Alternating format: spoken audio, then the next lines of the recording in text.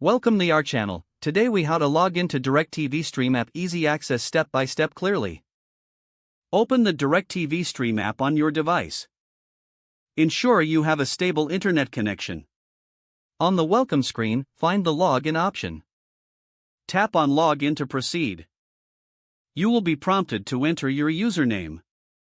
Carefully input your username in the designated field. Next, move on to the password field.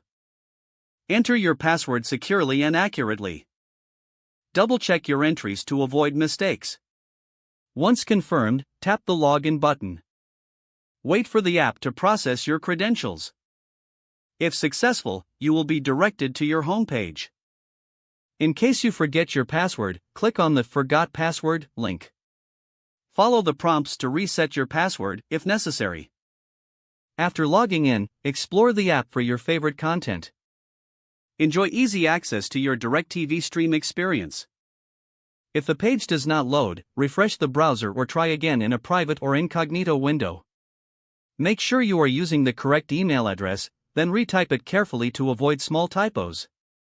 If your password is not accepted, use the reset option and create a new strong password you can remember.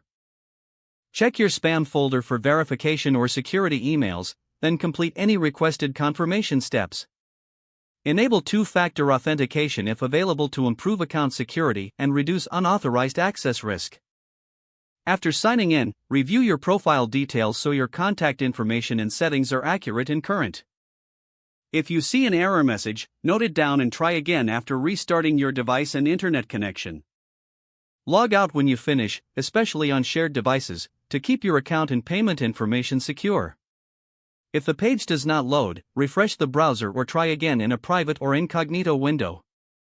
Make sure you are using the correct email address, then retype it carefully to avoid small typos. If your password is not accepted, use the reset option and create a new strong password you can remember. Check your spam folder for verification or security emails, then complete any requested confirmation steps. Don't forget to like this video and subscribe to our channel for more step-by-step tech guides.